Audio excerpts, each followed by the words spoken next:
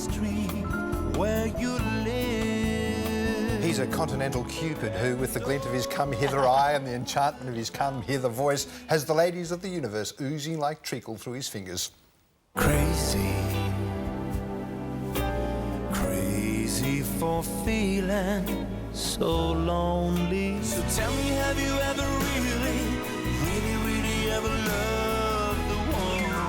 Hey mambo, mambo italiano, hey mambo, mambo italiano. 'Cause when you get down to it, all I really wanna do is make you love, baby, make love, baby, make love. Well, he'd like to be, but he's actually single at the moment. Patrizio Buane joins us now on the couch. Good morning. Good morning, good morning. Why is a delightful, normal, attractive bloke like you single? What's going on? It's like this.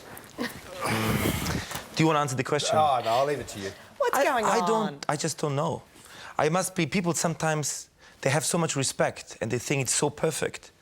But it's, you know, I'm just a guy next door, just as you said.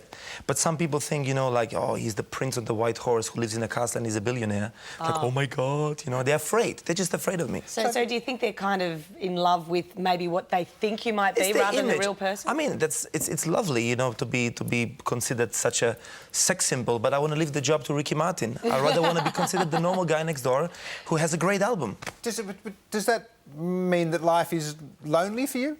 No, not lonely, but sometimes sad, because when all the interviews finish, you know, you go home and you're there in your room going, you know, nice sofa, nice TV set, but it's all not mine. I want to go home.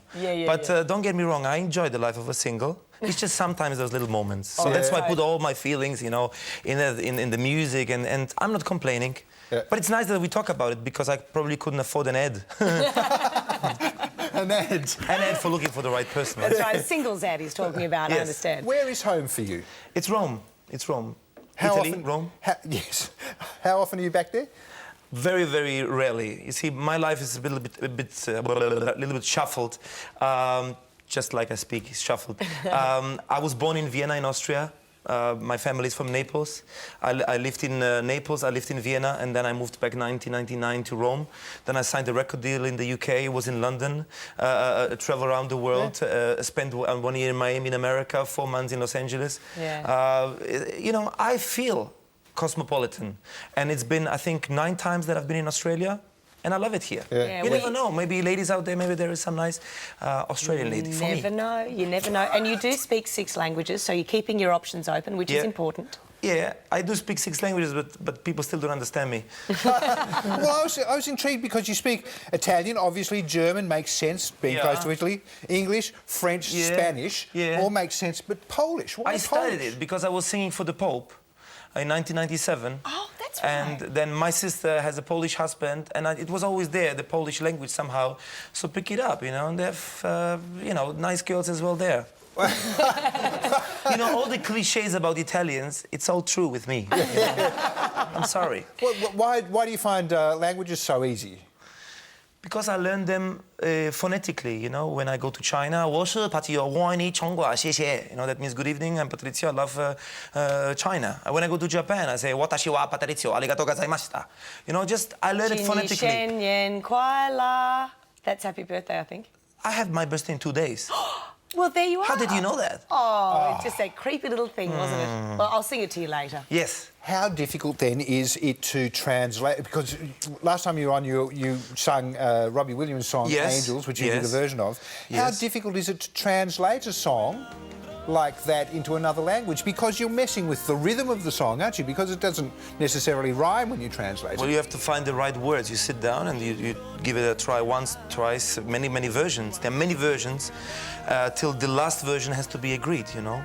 But for me, it's important, in fact, that the music translate. If that song would not work with the lyrics, I wouldn't have recorded it. Does that make sense? Yes, yeah. I want to talk to you about something I read, that you might have actually become a chef. That's right. How did you know that? She knows everything. Oh, my God. Is it true? I wanted to be a chef just like my father. And he said, if you're becoming a chef, I'm going to chop off your hands. I said, why is that? because I don't want you to work on Saturdays and Sundays when we have to be in the kitchen and, you know, David and Kim are going out for a nice wine and a nice pizza. Not together. We whatever, you know what I mean.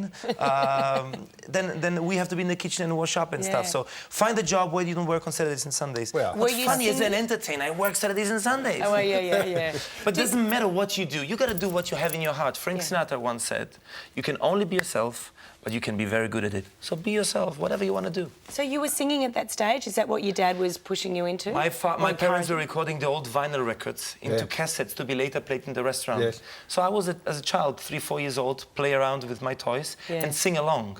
So later, my parents would catch me and go like, come on here, sing. So you get brave and braver and braver. And we just talked about the languages. My real profession is, and I'm interpret.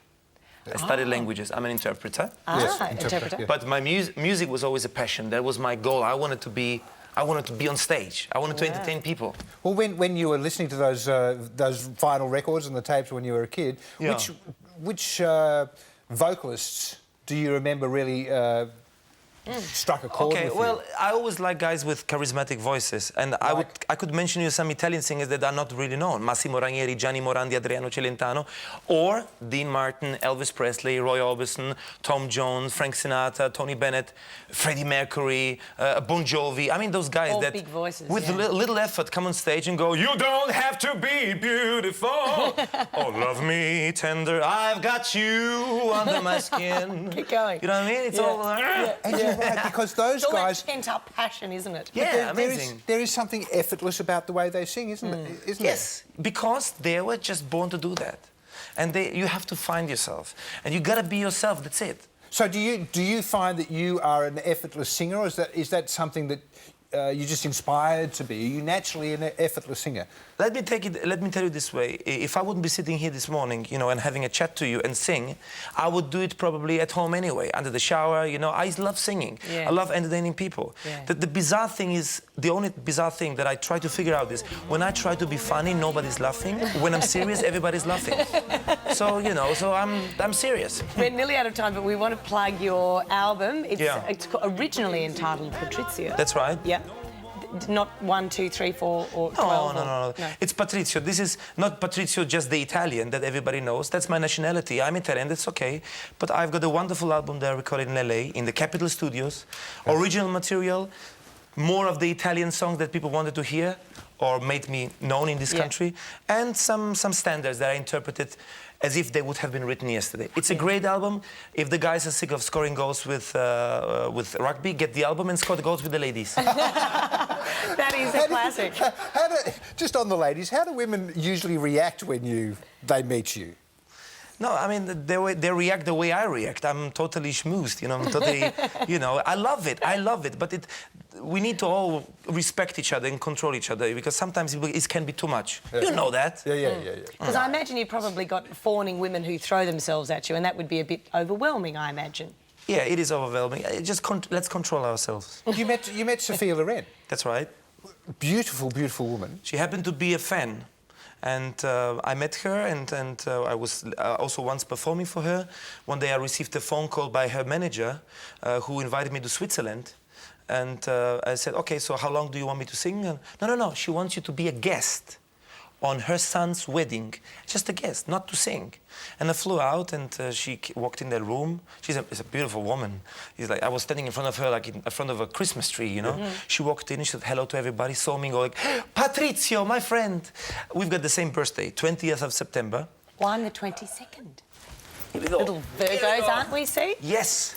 And then she's from the same city my grandmother is from, Pozzuoli, close to Naples. Beautiful. And you were just there and you just chatted?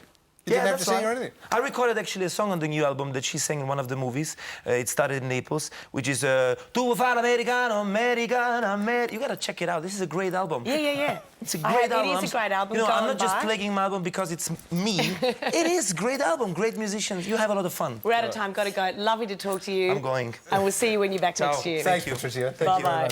Home shopping time now with Shane. If I told you that with one quick phone call you could potentially save hundreds of dollars, would you do it?